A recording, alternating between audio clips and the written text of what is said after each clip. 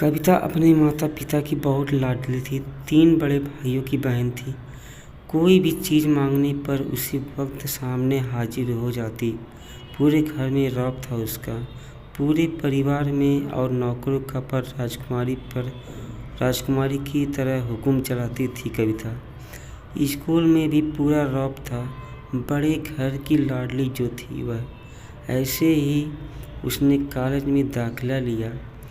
उसके ठाट बाट बड़ी गाड़ी में जाना आना, हर दिन नया फैशन देखकर कोई भी उसे दोस्ती करना चाहता था।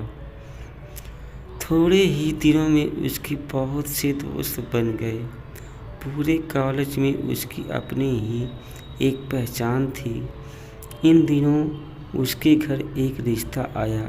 खानदानी लोग थे और पापा की पुरानी जान पहचान भी थे।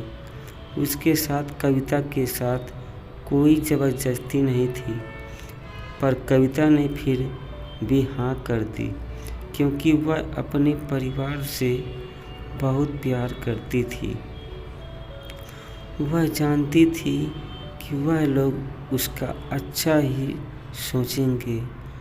लड़के का नाम राज था। राज काफ़ी पढ़ा लिखा था और समझदार भी था। ससुराल वाले भी बहुत अच्छे थे। ससुराल में कविता की जगह वैसी ही थी जैसे कि मायके में कोई भी कविता की सलाह के बिना नहीं होता था।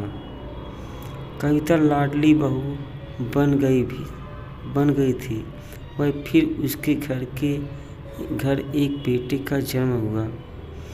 राहुल कविता को जान से प्यारा था। पोता पाकर ससुराल वाले को तो फूले नहीं समाते थे।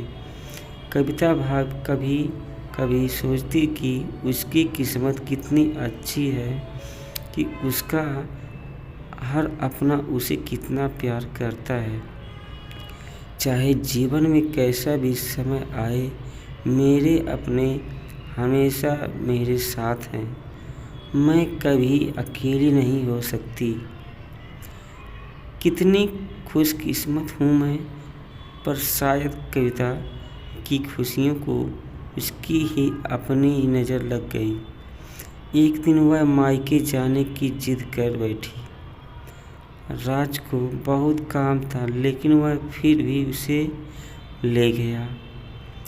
रास्ते में उसकी गाड़ी अन्य गाड़ी से टकरा गई। कविता, राज और राहुल बहुत बुरी तरह से जख्मी हो गए। काफ़ी दिन के इलाज के बाद राज और राहुल को तो ठीक हो गए, लेकिन कविता पूरी तरह ठीक ना हो सकी।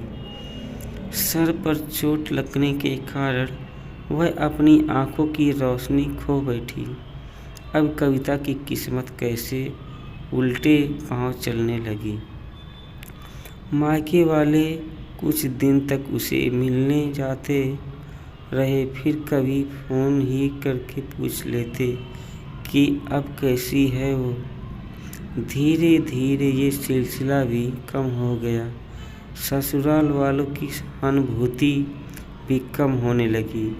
घर में किसी को पास बैठने की कहती तो जवाब मिलता, बहुत काम है, अब तुम भी हाथ नहीं बटा सकती। राज भी चिड़चिड़ा हो गया था। बस ससुराल ही था उसके साथ, जिसका साथ हंसते खेलते वक्त गुजरता।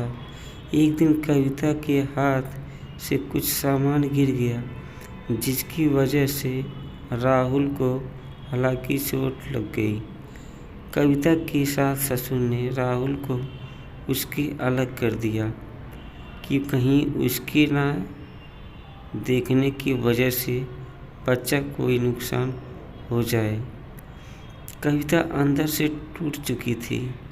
एक दिन उसने सबके सामने मायके जाने की जिद रखी तो राज उसके तुरंत मायके छोड़ आया, जैसे कि वह भी यही चाहता था कि राहुल को उसके साथ नहीं भेजा जाए। कविता कभी राहुल से दूर नहीं रहती थी, पर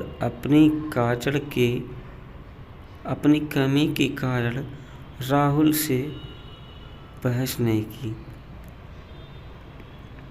कविता को लगा कि वह 3-4 दिन वहाँ रहेगी तो थोड़ा हवा पानी बदल जाएगा, क्योंकि वह कितने दिनों से नहीं थी कहीं नहीं गई थी। घर वाले भी इतने दिनों बाद उसे देखकर कितने खुश होंगे। कविता के घर पहुंचने पर सब लोग बहुत खुश हुए। खाने में सब कुछ कविता की पसंद का ही बना था। उसने अपने मम्मी पापा और भाई भाभीयों से दिल खोल कर बातें की। उसने छोटे छोटे बच्चे भी बुआ के साथ घुल मिल गए थे। रात को सोते वक्त जब वह कपड़े बदलने लगी तो उसे पता चला कि उसका बैग तो बहुत भरा हुआ था। वह सब समझ गई। वह बहुत उदास हो गई। कुछ दिनों तक तो सब ठीक रहा, फिर जैसे ही सब बदलने लगा, सबका व्यवहार बदल रहा। वह लोग जैसे थके चुके थे, उससे सब लोग घुमा फिरा कर पूछने लगे कि राज कब आ रहा है उसे ले जाने। वह बहाना बना देती, जबकि वह जानती थी उस घर में अब उसके लिए कोई जगह नहीं। कविता से चलते वक्त कुछ ना कुछ नुकसान हो जाता। थोड़ी बहुत टोका टाकी उसने सुनाई देती, वह टाल देती। एक दिन उसके हाथ से लगकर एक कीमती फूलदान टूट गया। छोटी भाभी ने बहुत हंगामा मचाया। कविता के माता पिता रोज रोज के झमेलों से तंग आ गए थे। उसने राज को खुद से फोन कर दिया। राज कविता को अपने घर ले गया। कविता को अपने परिवार वालों से ये उम्मीद नहीं था कि जिस कविता के कहे बिना घर में एक पत्ता भी नहीं हिलता था, उस घर के लिए वह अब बोझ बन चुकी थी। राज के साथ ससुराल आते वक्त यह बहुत खुश थी, क्योंकि वह अपने घर जा रही थी, अपने जिगर के टुकड़े राहुल के पास। परंतु यह खुशी भी कुछ पल की ही थी।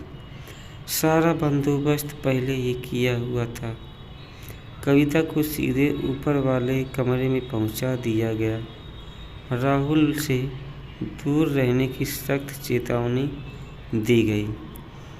एक काम वाली लता को उसकी जिम्मेदारी सौंपी गई, जो उसके खाने पहनने जैसी ज़रूरतों का ध्यान रखती थी।